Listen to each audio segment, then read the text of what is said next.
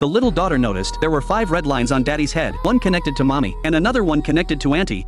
She innocently drew all of this out. Mommy had been suspicious for a while. After seeing her daughter's drawing, she ended her husband's life with her own hands. Then she vanished without a trace. As Sandy slowly grew up, she began to understand what these red lines really meant. These lines connect those who have been intimate. Some people only have one connection, while others are connected to many. Only she could see this hidden truth. She also understood this ability might cost her life. Too terrified, she decided to close her eyes, neither looking nor speaking, just wanting to escape it all. She even attempted to end her life, but fate seemed to be playing with her. Every time she tried to end everything, she couldn't succeed, until one day, she made up her mind, since she couldn't die, she would figure out where these lines came from, find out who was controlling it all, and whether anyone else had seen these terrifying visions. She wanted to find a way to solve everything, even if the process was extremely dangerous. Just then, there was a knock at the door, a neighbor saying they just moved in, carrying fruit to say hello. Xianxian hid inside without saying a word. The neighbor softly said, "Remember to eat the fruit before it goes bad," then left.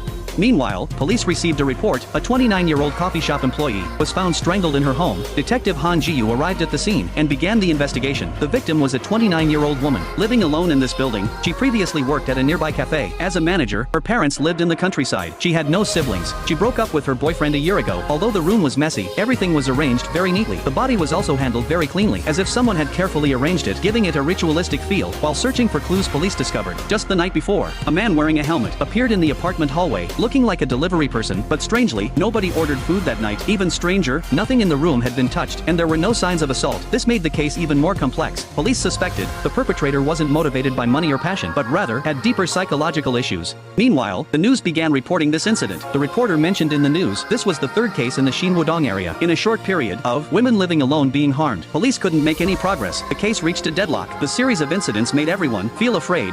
The streets were filled with tension and suspicion. In this oppressive atmosphere, Xianxian sensed danger approaching. As a young woman living alone, she perfectly matched the victim profile, but she didn't know the truth she was about to face would be more shocking than she imagined. Her gaze at this moment was firmly caught by a detail. In the news footage, that man wearing the helmet had only one red line extending from his head. Although people with many red lines weren't common, she understood people with fewer lines weren't necessarily less dangerous. Sometimes they were even more terrifying. Just then, the sound of a motorcycle suddenly came from downstairs. She followed the sound and immediately recognized the man from the news with only one red line connection, slowly walking into the apartment building across the street. Her heart suddenly tightened. Sandy instinctively knew this man was the perpetrator. She immediately grabbed her phone, ready to call the police, but discovered her phone hadn't been used in so long. It was completely dead. She panicked, quickly plugging her phone into the charger, her eyes glued to the window watching. The man's figure disappeared into the hallway. Then she saw he entered the new neighbor's apartment. The phone finally started charging. The screen lit up. Sandy's hands shook as she dialed the emergency number.